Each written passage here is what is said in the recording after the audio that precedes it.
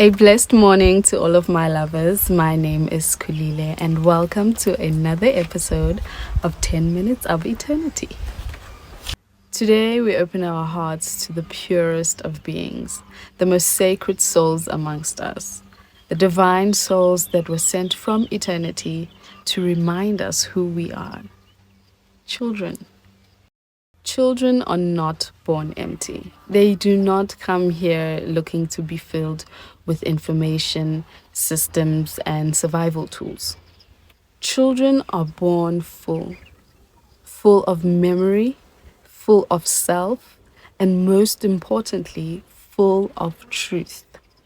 Every single child that is born is a blessing to humanity. It's a chance for humanity to see the truth about the universe. We spend our lifetimes searching for the truth, struggling through systems that blind us, climbing up ladders that don't lead anywhere, and memorizing laws that were written in fear. But we don't realize that the truth about eternity has always been carried by our children. They come remembering where we came from, and instead of receiving that, we silence it, we tame it, and we introduce them to the very systems that stole our truth. In African spirituality, children are not just little human beings.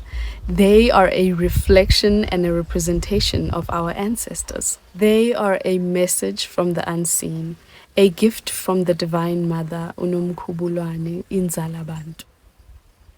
In the Bible, Jesus says in Matthew 18 verse 3, "Truly I tell you, unless you change and become like little children, you will never enter the kingdom of heaven." Jesus meant that we should return to who we were before the world taught us to forget who we are, because we are divine children of creation.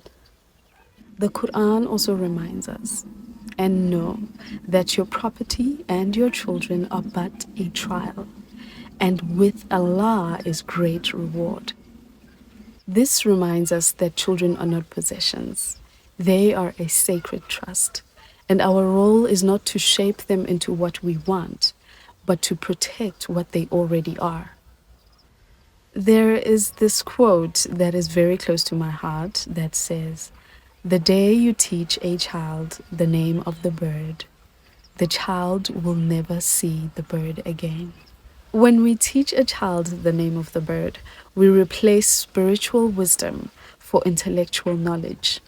We take what was whole, sacred, and alive and reduce it to a mere definition.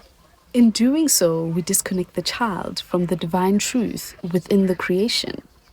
The bird is no longer seen as a living message from the source, but is seen as a concept to be understood and categorized. This is unfortunately how truth is buried under information. It's how eternity is forgotten in favor of certainty and education. The lesson is simple yet divine. Truth is not found in words or names. It's only found in presence. Truth is not taught. It's only felt and remembered. Children are born with the truth alive in them. When we rush to define the world for them, we interrupt their inner knowing. If we could let children see the world without names, without labels and rules, in their pure perspective, they are literally seeing God. And we can also get a chance to share in their vision. And in honoring their way of seeing, we return to the truth that eternity was never out there. It's always been within. Children can never be born sinners. They are rather born into sin. Children are not born liars. Children are not born with hatred, jealousy, violence, or deceit in their hearts. They arrive here as pure vessels of light, untainted, unbroken, and completely aligned with divine truth. But they become what they see. They learn hatred when they see us speaking with sharp tongues. They learn betrayal when we make promises that we never intend to keep. They learn manipulation when we twist the truth to spare their feelings. They learn disrespect when we shout, fight, and dishonor each other in front of them. The tragedy is not that children forget the truth.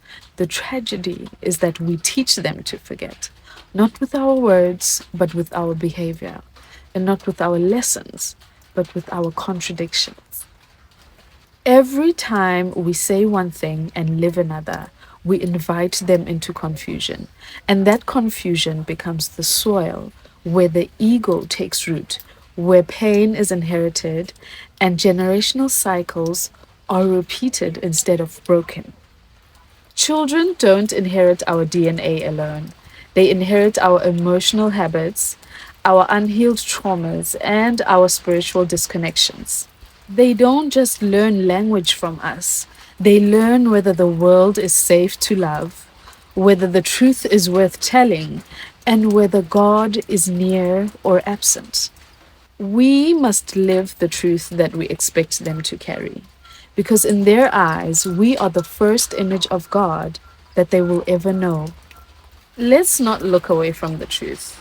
We have made so many mistakes when it comes to our children, not always deliberately or out of cruelty, but often out of fear, confusion, and inherited pain from those who raised us too.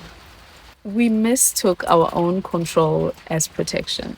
We called their wisdom rebellion, and we taught them to sit still when they were meant to run around and explore. We broke their trust with punishments instead of conversations. We praised their silence more than their voices, and we surrendered them to the very same system that broke us, all in the name of education.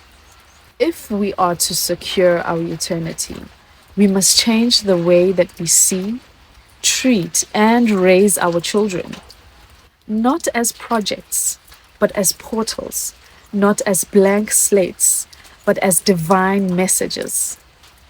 We must stop forcing them to unlearn their divinity just to fit in society. We must stop praising them only when they perform and start loving them radically for who they are. We must create sacred spaces where they are safe to feel, to question, to create, and to connect. We must reparent ourselves so we don't pass down what we never healed. We must protect their joy, nurture their wonder, and honor their voices. To be a parent, a guardian, a teacher, or simply a witness to a child is to stand at the gate of eternity. You are literally watching the truth, walking on two little feet. How do you respond? Do you silence it with expectation? Or do you kneel down and listen? I have to say this plainly. We do not own children. They are not here to fulfill our broken dreams. They are not here to fix our past. They are not here to become replicas of our desires.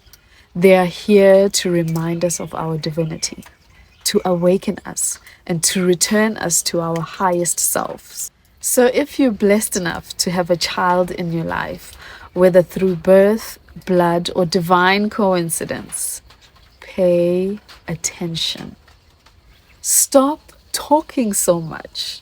Start watching. Start listening. Start remembering who you were before you were named, graded, shamed, and taught to forget who you are. And to the child within you, the one you buried to survive, may they rise again and may they guide you to your highest self. I want to thank everyone for sharing in another 10 minutes of eternity with me.